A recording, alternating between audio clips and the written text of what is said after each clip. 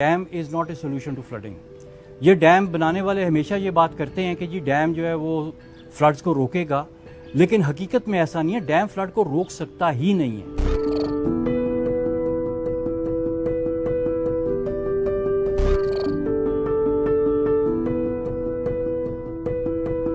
نقصان ڈیم کا یہ ہوتا ہے کہ چھوٹے چھوٹے فلڈز کو وہ روک لیتا ہے، اور جو بڑا فلڈ ہوتا ہے اس کو زیادہ تباہی کے ساتھ جو ہے وہ لوگوں کے پاس لے کے آتا ہے. اور ایک تو یہ کہ وہ دریا جو ہے وہ زیادہ تباہی کے ساتھ وہ لے کے آتا ہے، زیادہ بڑی ویو فلڈ کی وہ پروڈیوس کرتا ہے. دوسرا یہ کہ لوگ جو ہیں کیونکہ ان کے پاس چھوٹے فلڈز نہیں آ رہے ہوتے، تو لوگ جو ہیں وہ بے فکر ہوئے ہوتے ہیں کہ چھوٹے چھوٹے فلڈ جہاں پہ آ رہے ہوں، لوگ وہاں پہ جو ہے وہ تیار بیٹھے ہوتے ہیں کہ جی ہر سال بارشوں میں فلڈز آئیں گے. ہر سال کے فلڈ کو، چھوٹے چھوٹے فلڈ کو وہ روک لیتا ہے، اور بڑے فلڈ کو وہ ایک دم بڑی ویو کے ساتھ چھوڑتا ہے. اب جس وقت یہ 1992 میں ایک بہت بڑا فلڈ آیا تھا دریائے جہلم میں، تو اس وقت دریائے جہلم کے اوپر ہمارا دوسرا بڑا ڈیم بنا ہوا تھا، لیکن دریائے جہلم میں اتنی زیادہ تباہی ہوئی تھی کیونکہ اچانک انہوں نے منگلا ڈیم کا پانی چھوڑ دیا تھا، اور چھوڑنے کے بعد تقریباً 1000 قیمتی جانوں کا نقصان ہوا تھا. اس کے علاوہ ہزاروں جو ہیں گاؤں جو ہیں وہ ڈوب گئے تھے، جہلم کا پورا شہر ڈوب گیا تھا. تو یہ سب کچھ اگر ڈیم نہ ہوتا تو اتنی بڑی تباہی نہ مچتی. اس کے اوپر وابڈا کی اپنی رپورٹ ہے جو یہ بتاتی ہے کہ یہ ڈیم فلڈ پروٹیکشن کے لیے بنائے ہی نہیں گئے. اب آ کے وہ لوگوں کو بتا رہے ہیں کہ جی یہ ڈیم تو فلڈ پروٹیکشن کے لیے ہے ہی نہیں ہے. یہ 1994 میں ان کی رپورٹ پبلش ہوئی تھی وابڈا کی، جو 1992 کے فلڈز کے بارے میں تھی، اور انہوں نے اس رپورٹ میں بڑا کلیئر یہ کہا ہے کہ کوئی بھی ڈیم ہم نے فلڈ پروٹیکشن کے لیے نہیں بنایا. جو 2010 کا فلڈ تھا اس کا ٹوٹل والیوم تھا 40 ملین ایکر فیٹ. آپ کا جو سب سے بڑا تربیلا ڈیم ہے وہ تقریباً 6 ملین ایکر فیٹ کا ہے. اگر اس کے نیچے کالا باغ بھی بن جاتا تو وہ بھی 6 ملین ایکر فیٹ کا ہے. تو 6 + 6 12، باقی 30 ملین ایکر فٹ کدھر جاتا؟ اس نے تو فلڈ ہی بننا تھا نا.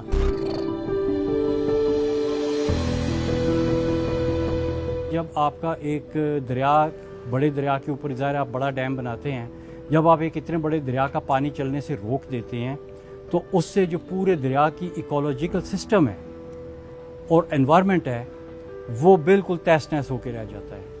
اس سے نہ صرف یہ کہ لوگوں کو نقصان ہوتا ہے، بلکہ اس کے بیچ میں رہنے والے چرند پرند، اس کے ارد گرد کے ویٹ لینڈز، مچھلی، مینڈک، تتلی، مائیگریٹری برڈز، یہ سب امپیکٹ ہوتے ہیں. اور پھر جو آپ کا دریا ہے، مثلا جو ہمارے دریا ہیں ان میں ریت اور مٹی بہت زیادہ آتی ہے، کیونکہ یہ پہاڑوں میں سے، جن پہاڑوں میں سے نکلتے ہیں وہ پہاڑ جیولوجیکلی بہت ینگ ہیں، بہت کم عمر ہیں، اور جو کم عمر پہاڑ ہوتا ہے اس کے بیچ میں ایروژن بہت زیادہ ہوتی ہے.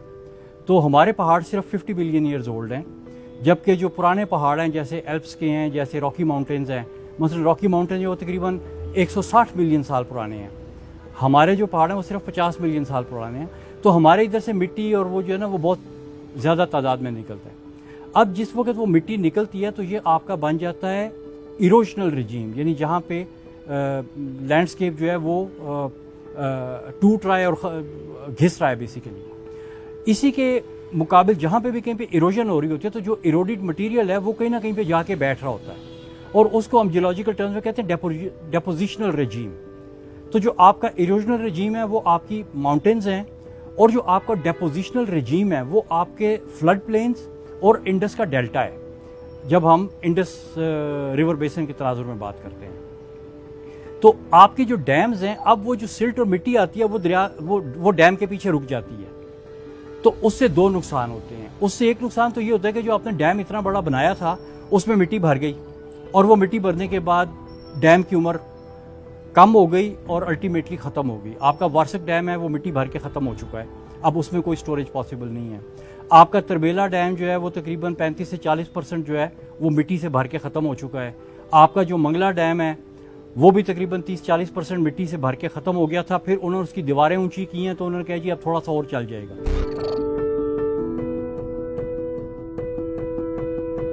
شاید یہ چیز بہت کم لوگوں کو ہسٹری میں پتہ ہے کہ جس چیز کو ہم سنتاس معاہدہ بار بار کہتے ہیں وہ معاہدہ نہیں ہے، وہ ورلڈ بینک کے ساتھ فنڈنگ ایگریمنٹ کا انیکسچر ہے. کیونکہ ورلڈ بینک نے کہا تھا کہ میں تمہیں ڈیم بنانے کے لیے قرضہ صرف اس صورت میں دوں گا کہ تم سندھ طاس معاہدہ کرو گے. اور ورلڈ بینک کیوں معاہدہ کر کے قرضہ دینا چاہتا تھا؟ کیونکہ ورلڈ بینک نے بہت سے پروجیکٹس انڈیا میں کروائے تھے جو پاکستان کا پانی روک رہے تھے، اور وہ سراسر انٹرنیشنل اصولوں کی خلاف ورزی تھی، کیونکہ پاکستان اور انڈیا کے درمیان میں 1950 سے لے کے 1960 تک کوئی معاہدہ نہیں تھا. لیکن معاہدہ نہ ہونے کے باوجود ورلڈ بینک کی مدد سے انڈیا وہ سارے پروجیکٹس کر رہا تھا جو پاکستان کا پانی روک رہے تھے. تو اگر پاکستان معاہدہ نہ کرتا تو پاکستان انڈیا کو اور اس کے مددگاروں کو کسی وقت بھی انٹرنیشنل کورٹ میں لے کے جا سکتا تھا. لیکن ٹریٹی کرنے کے بعد پاکستان کی یہ آپشن ختم ہو جاتی تھی. ٹریٹی کے حساب سے پاکستان نے تو خود ان کو اجازت دے دی کہ بھئی وہ ہمارا پانی روک لیں. تو وہ چاہتے تھے کہ پاکستان ٹریٹی کرے، سائن کرے، اور سائن کرنے کے بعد پھر وہ پاکستان کو قرضہ دیں.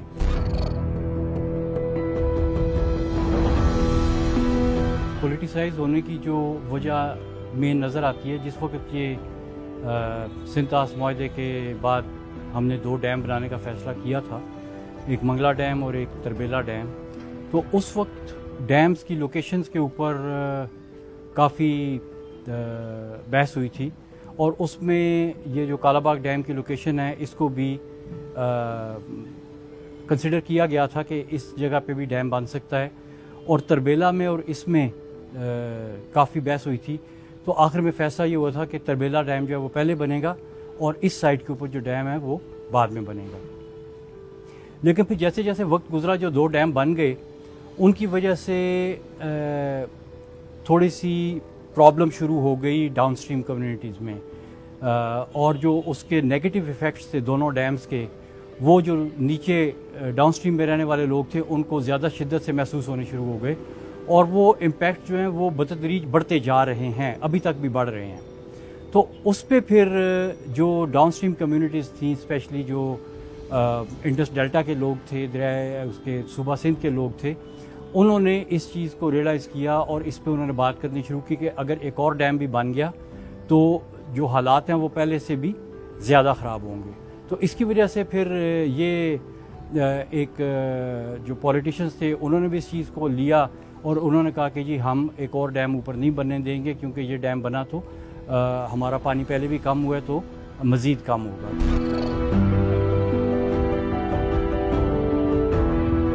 100 واٹ کا بلب جلانے کے پیچھے 6 لاکھ کی انویسٹمنٹ کی ہے.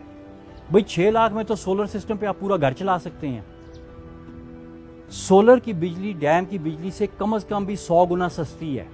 پاکستان جیسے ملک میں جس میں سال میں تقریباً 300 دن سورج چمکتا ہے، تو اگر ہم نے بجلی بنانی ہے تو ہم 100 گنا کم قیمت میں 100 گنا سے بھی زیادہ بجلی بنا سکتے ہیں سولر کے ساتھ. تو اس لیے ڈیم سے بجلی بنانا اس وقت کی اکانومی میں، اس وقت کی ٹیکنالوجی میں اور پاکستان جیسے ملک میں سرین ایک ٹوٹلی ان اکنامیکل ڈیسیژن ہے. اس کی اکانومی میچ ہی نہیں کرتی سولر کے ساتھ.